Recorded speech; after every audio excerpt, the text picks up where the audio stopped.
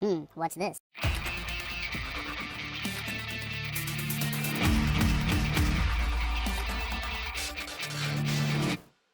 Hello, welcome back to the Freak Show. Bumpy McSquigums here. I want to thank you all for joining me as I continue with my Let's Play of the Dwarves. My goal is to finish it today, not on this episode, but in however many episodes it takes. But my entire day is slotted to finish this, and whatever time I have left after that, I will go and do other things. So this is taking a priority, and yeah, for the best written and most enjoyable, I guess I'll say, most enjoyable voice-acted game of 2016, I definitely want to finish it. I am sad that I did let it go by the wayside for so long. I did really good. I was going strong, and then there were so many other things that came out that this ended up getting buried a little bit. So anyway, let's continue. The inventiveness of your people still impresses you, and fills you with pride for being a dwarf. Yeah, it does. Alright, well, I guess it wants to spin us this way to go look that way, but right now, we're not done just yet. Let's go look at the water wheel. The water wheel, and see what's going on there. You guess that this water powers all the machines in the underground city. A masterpiece of engineering. Sweet. Alright, and can we talk to our compatriot, Balindis? Hello. What is it, Tundo? It would seem that there are a lot of female dwarves in important positions here. It would seem that a lot of important positions are occupied by female dwarves in the Firstling Kingdom. Is it not common where you come from that men and women share the duties? Of course. Among the humans and the secondlings, the women help out in the house so that the men have time for their duties. That's how it is written in the books, too. Uh-oh. Here, posts are assigned according to the skills of the applicant, not gender. It's only natural that the most important posts are occupied by women. She winks at you and gives you a knowing glance, although the whole thing still befuddles you. I'm a bit befuddled. Well, what is it like living with the Firstlings? What is it like living with the Firstlings? I haven't seen much yet, but many things seem to be different to life with the secondlings in Ogre's Death. I can't make any real comparisons either. I grew up here and have never left our kingdom. I can hardly wait to see the halls of the Firstlings. They were the best smiths before we took on the mantle. Don't expect too much. Their halls have been in the hands of the enemy for over 1,000 cycles. Aw, that's unfortunate. I read that the orcs avoid the stronghold, as if there were a curse on it. Even reading doesn't seem to be frowned upon among the Firstlings. You feel at home here. But that isn't only down to the books. See you later. Oh, what is it down to, huh? We really need to handle this lack of food situation relatively quickly. Definitely before we leave. Because if we don't deal with that, we're probably all going to die a horrible death. So there's that. Alright, so let's see if we can maneuver ourselves. Enter the throne room, and then what is this? Look at the abyss? Let's do that. That sounds exciting, and by exciting I mean probably terrifying? Maybe? Ooh, what's the shiny stuff here? Oh, she's healing her golem buddy. The second dwarf stronghold you have ever seen also impresses you greatly. The Firstling stronghold is very different to Ogre's Death, but you'd rather not say which you prefer. Oh? Oh, really? I think we prefer this one. I think it's kind of obvious. Ah, Tungdil. I was wondering when you would pay me a visit. I thank you, and Jeroen, you appeared at the right moment. May I, ask why? It was down to you. Your speech about the responsibility I owe to my realm. Lot Yonan was a good teacher. Her face darkens when she thinks of her old companion. There are 100 reasons that Nodon deserves to die. Amen. That is why I went back to the secondlings and took another look through the books. I discovered a passage that said Keenfire can only take its effect against evil when it is wielded by a foe of the Undergrounders. Huh. A foe of the Undergrounders. It's going to be difficult to persuade Nork to help us. True. I didn't mean to eavesdrop, but I think I might have an answer to the problem. The Alpha are also your foes, aren't they? Ooh. What the... Half human, half elf. Huh. My mother bequeathed me her gifts and her weapons. I got very little from my father, but his eyes are an advantage. Huh. So she's... okay. Well, I suggest we don't tell Gerald anything about this. Are you sure about the bit concerning the Undergroundling's foe, Andokai? Alright then. And you're sure that only a foe of the Undergrounders can use Keenfire? Anyone can use it like a normal axe, but only a foe of the Undergrounders can command its magical powers. I don't know much about her, but a half-elf should pass as a foe of all dwarves. Huh. Interesting. Well, I don't suggest that... We should keep your parentage secret, especially from Geralda. I'm in no doubt that the Alpha did terrible things to her. And I'm not keen on letting her kill me. If what Namora told me earlier is true, this Geralda could be just as great a danger as Nodon. She could take control of generals or kings, maybe even me. You are aware of the danger, but you don't have the energy to think about it right now. You push the problem aside. Then that's agreed. We will keep Namora's secret to ourselves. Assuming she doesn't, like, read our minds. Alright. Alright then. You will wield Keenfire in the battle against Nodon. But we're going to have to make it first. You said it. The actress takes her leave with a little nod. Interesting. And weird and convenient, all at the same time. How is Jeroen? How are things with Jeroen? Could you help him? He's doing well. He should be back to full strength after some rest. You still don't know what kind of being is hidden under the armor. But the Mager's powers seem to have done a good job. The Firstlings have offered to improve his armor. And when Nice. one of the best smiths in Girdlegard offers something like that, you should definitely take them up on it. I would agree. What about your magical powers? You look exhausted. How are you and your powers? You look a little exhausted. I won't lie to you. It has already been too long since I was in a place where I can draw new strength. My power is trickling away like water from a leaky pipe. Is that perhaps a way to weaken Nodon? No, I wouldn't count on that. Even if we could keep him away from the magical realms, the being that lives within him has given him unknown powers. Fair. That's fair. Alright, how was the elf able to destroy your magical shield? How was Synthras able to overcome your shield? Can Alfar use magic? No, certainly not. I don't know much about their people, but I think they have innate powers. Conjuring darkness, extinguishing fire, changing dreams. Little things that fill humans with fear and ensure the potency of terrifying legends about their people. Syntherast used a trick, not a spell. We killed 2 Alfar near Sovereignstone. They had crystals on them which they had received from Nod-On to protect them from the spells of the Magi. Interesting. He must have used a stone like that. Take some rest. And I hope you'll still be here at dawn. The Mager gives you a reproachful look. Don't worry. We'll stand by you until this expedition has reached its destination. It feels good having the Mager and her companion at your side again. Sweet. So you are back for realsies and possibly foreversies or something. Man, we need food.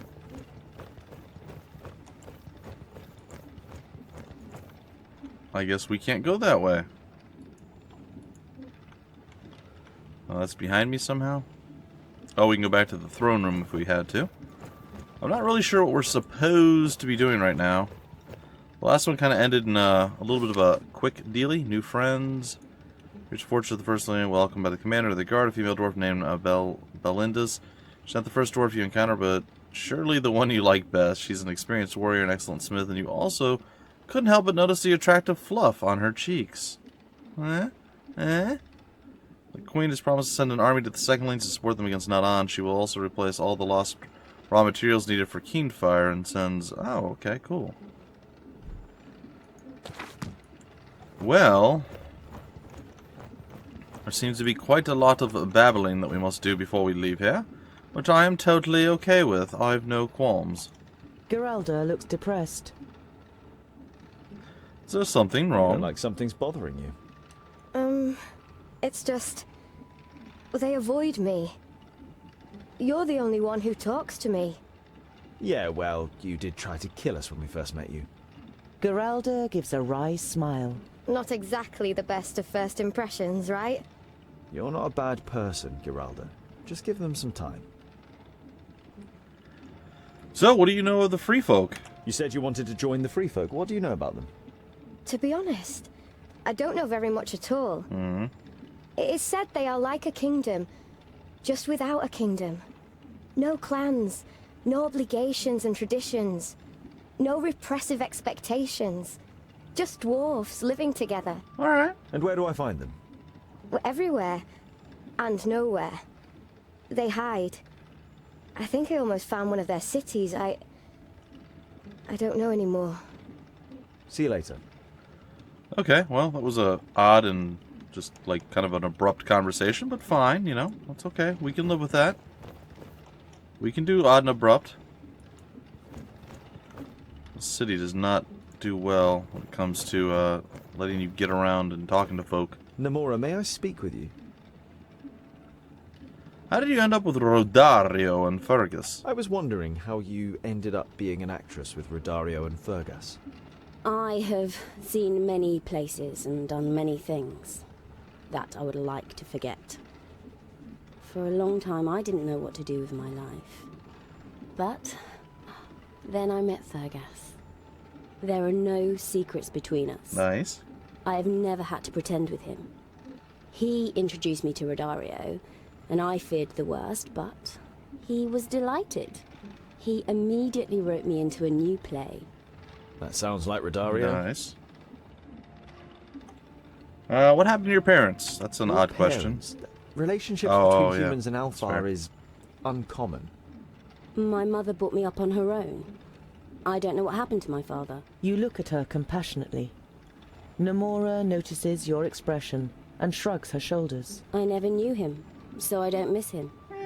You don't believe her. You never got to know your parents either.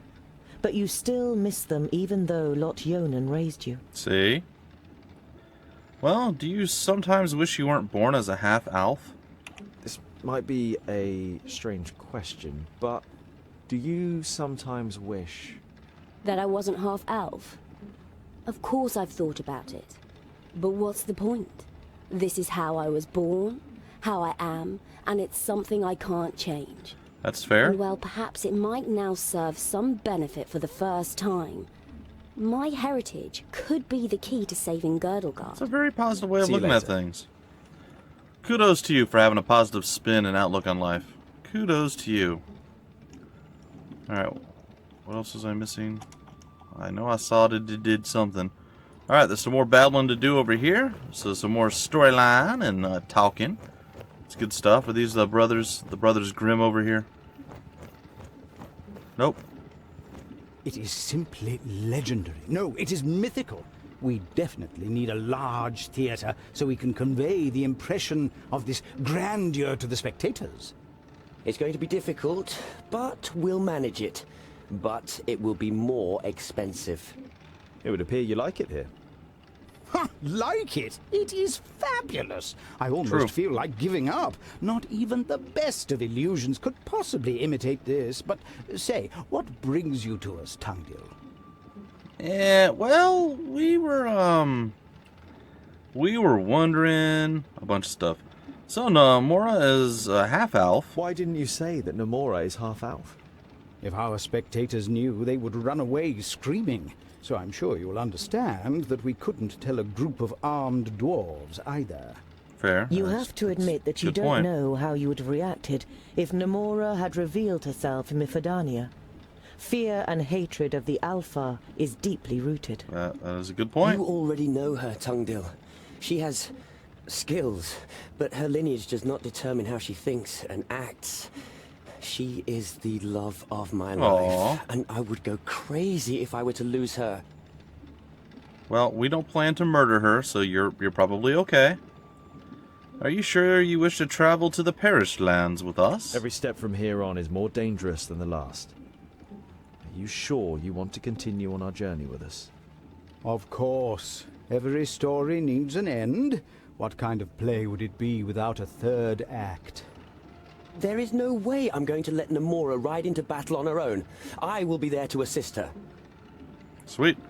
And how are your plans for your play coming along? And how is your new play coming along? Good, very good. the band of adventurers who set off to defeat Nodon, aided by the Queen of the Dwarves from the kingdom of the Firstlings. It's going to be a real challenge to present this story in all its greatness. Do you already have a title? I haven't decided for sure yet, but at the moment I'm thinking along the lines of the heroic dwarves and their loyal companions who opposed Nodon despite all the challenges to destroy him and save Girdlegard. Seems a bit wordy. Let's go. Rest now. Rest? Haven't you seen? There are machines that keep the whole city alive.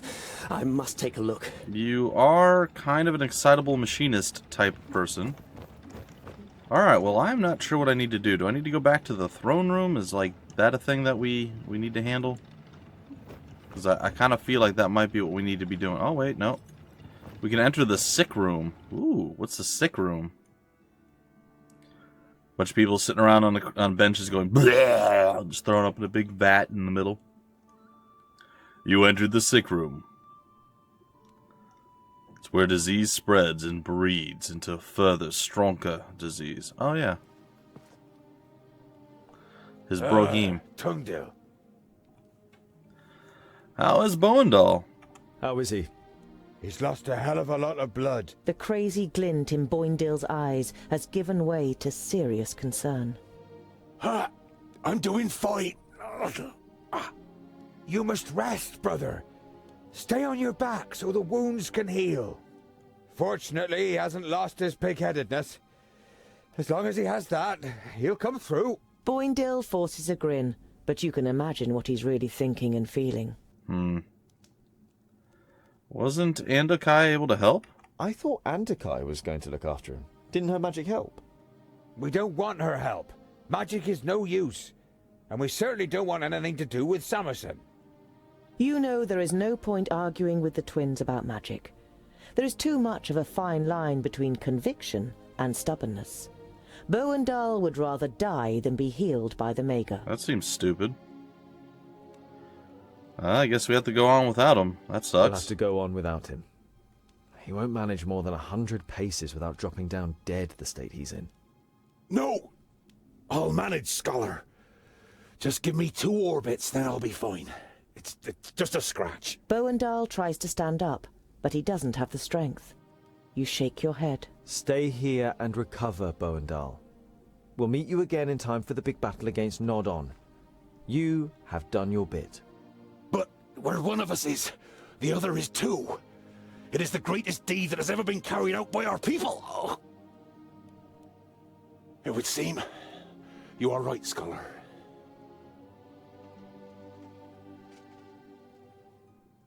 We'll be separated for the first time in our lives. I will miss you by my side in battle. Why can't we keep the better The first dwarf? 100 runts will be for you. You will have to protect him and the others on your own now, brother. Don't take on too much, and rein in your frenzy. Yeah, do that. Do that a You lot. must control your anger better than you usually do. Promise me. I promise. Tears run down the bearded cheeks of the two twins.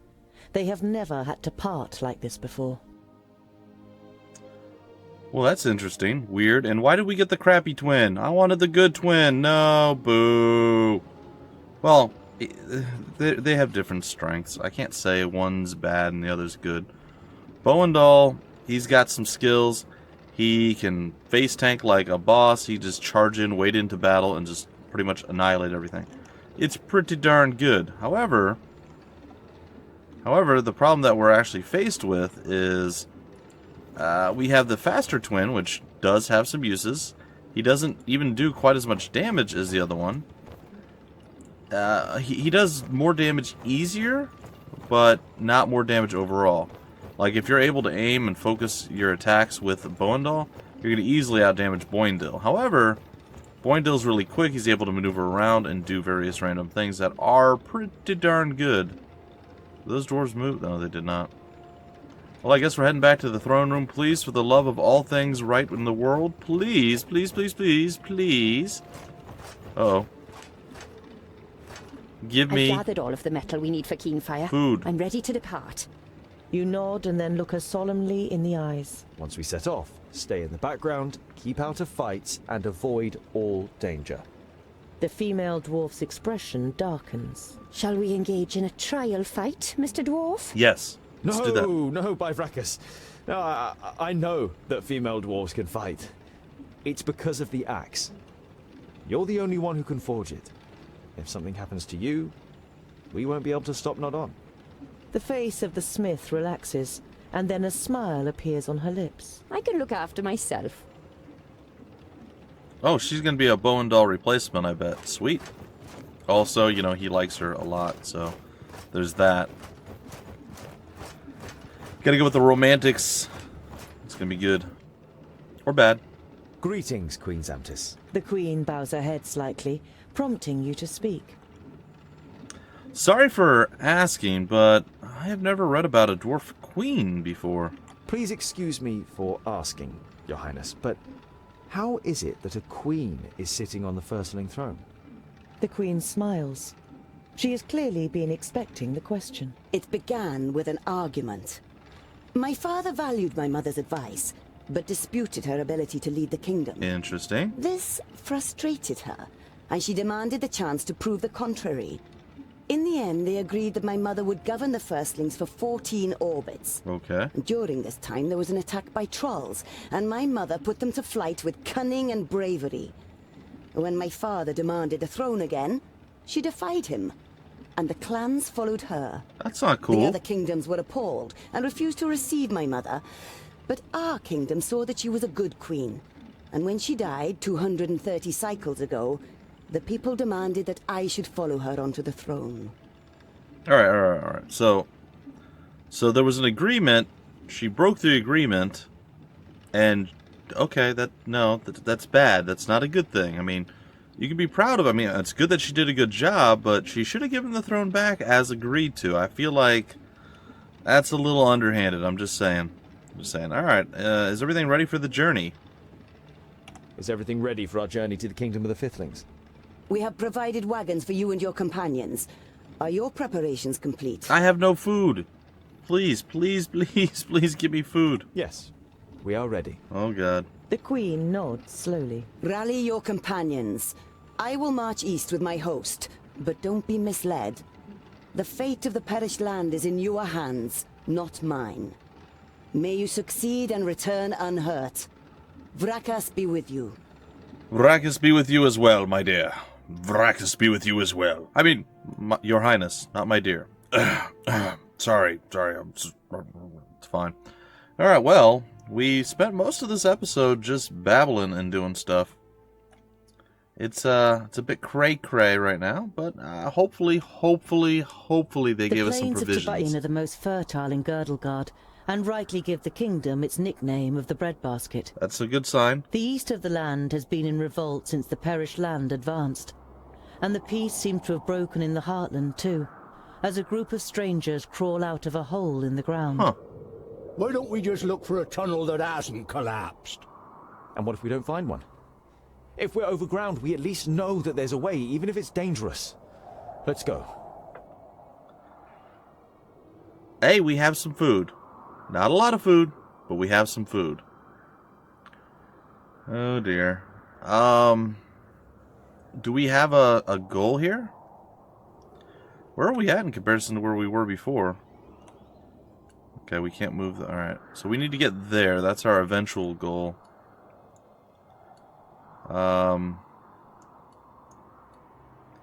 There seems to be a town there, Pennyfield, but there also seems like we can go to either one of these spots. Let's go to Pennyfield, see what's going on there, and then we'll probably break off the episode.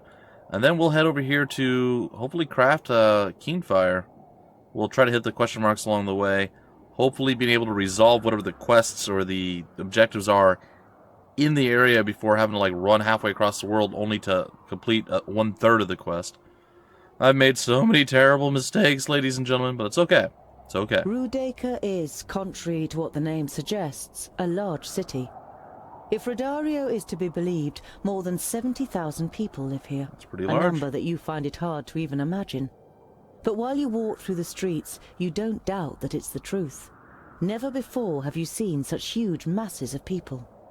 If we are looking for somewhere to quench our thirst or for a roof over our heads, then I would recommend the Golden Well Tavern.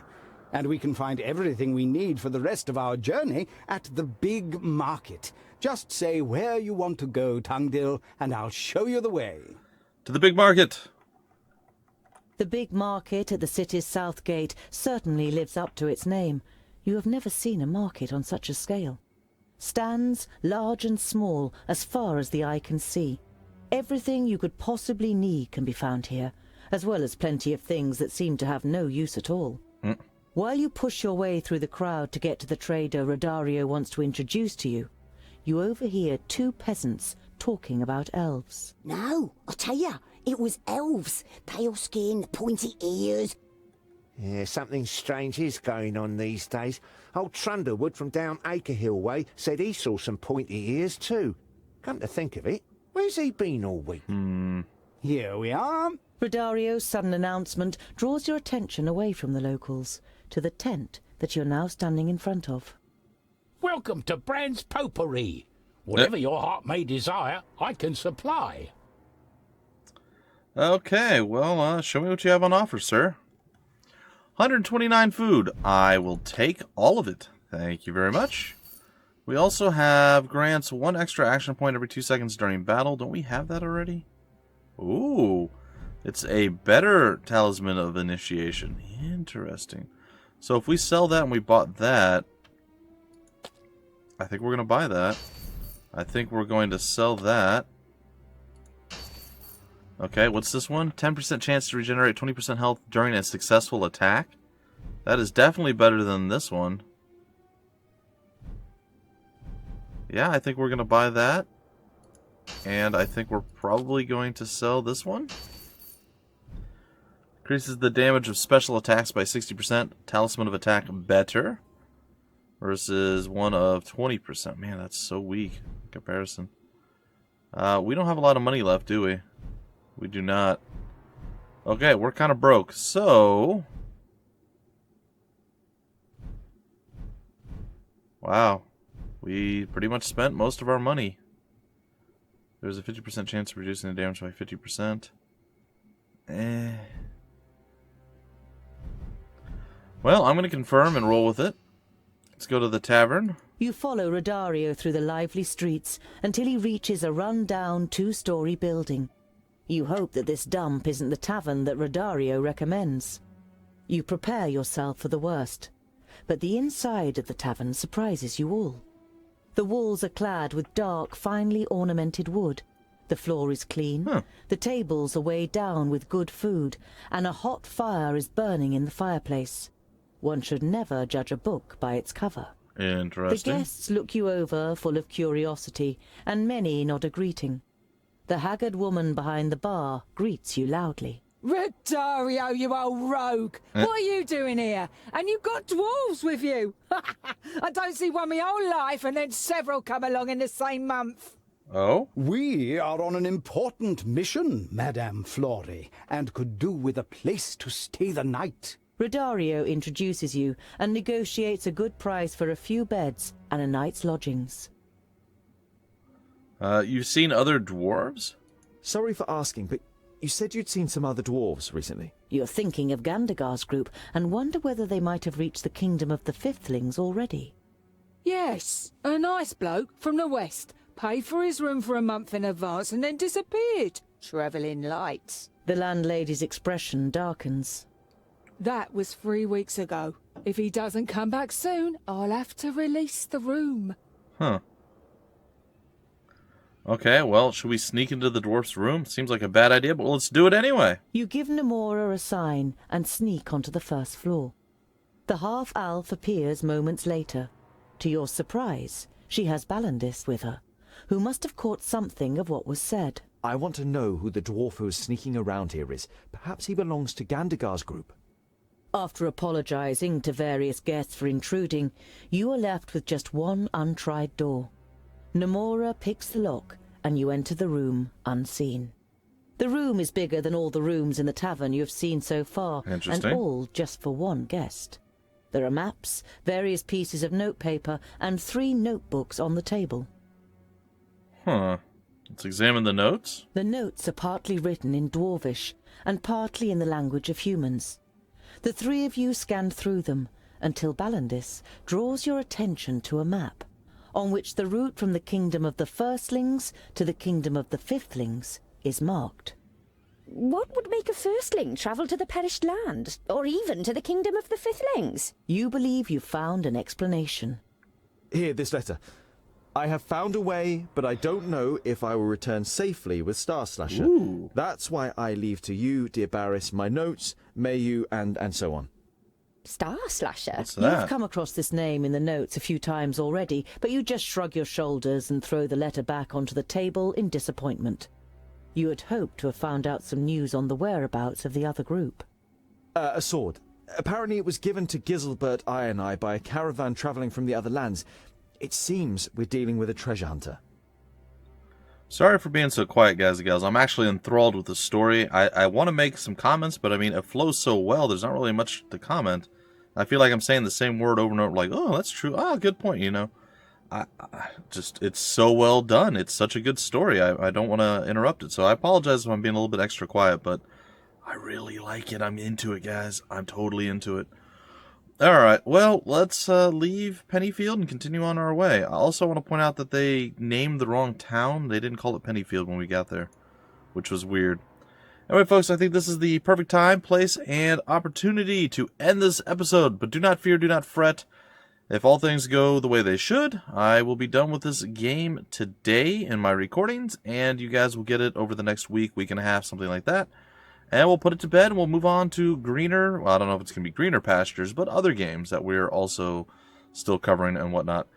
Anyway, folks, that's going to do it. Until the very next episode, my name's Bumpy McSquigums. Thank you so much for stopping by the Freak Show, and I will see you later.